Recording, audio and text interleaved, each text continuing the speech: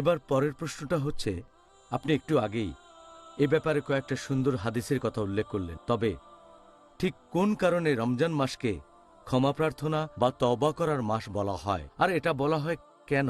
হ্যাঁ, এই ব্যাপারে আমি আগেও বলেছি যে আমাদের নবী মোহাম্মদ সাল্লাল্লাহু আলাইহি ওয়াসাল্লাম বলেছেন, এটা একটা সহিহ হাদিস, আছে সহিহ বুখারীতে, খণ্ড নম্বর 3, বুক অব ফাস্টিং, হাদিস নম্বর 1901।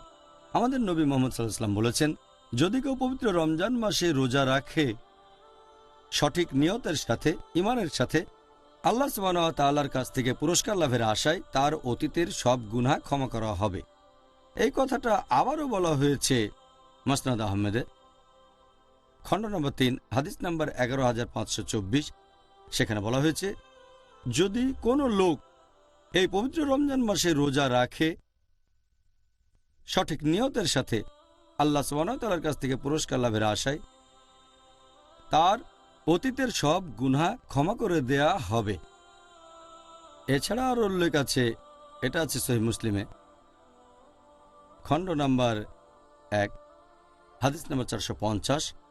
আমাদের নবী মুহাম্মদ সাল্লাল্লাহু আলাইহি ওয়াসাল্লাম বলেছেন যে 5 ওয়াক্ত নামাজের মধ্যবর্তী সময়টা 2 জুম্মা এবং 1 রমজান থেকে আরেক রমজান, এই সময়টাতে তোমাদের গুনাহ ক্ষমা করা হবে। এই সময়টাতে তোমাদের সব পাপ ক্ষমা করা হতে পারে। আমাদের প্রিয় নবী মুহাম্মদ সাল্লাল্লাহু আলাইহি ওয়াসাল্লাম আরও বলেছেন, এটা উল্লেখ আছে সহিহ মুসলিম, খণ্ড নম্বর 4, বুক অব তাওবা, হাদিস নাম্বার 6644।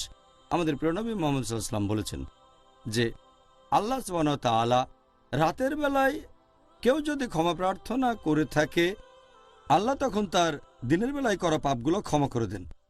আর আল্লাহ সুবহানাহু ওয়া তাআলা দিনের বেলায় কেউ ক্ষমা প্রার্থনা করলে তার সেই পাপগুলো ক্ষমা করে দেন যেগুলো করেছে রাতের বেলায়।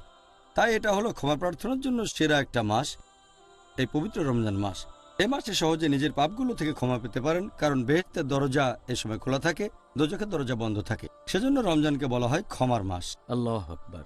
এই কারণে সবাই এই মাসে ইবাদতে মগ্ন থাকে। কারণটা তাহলে জানলাম। সুবহানাল্লাহ। আল্লাহু আল্লাহু আল্লাহ।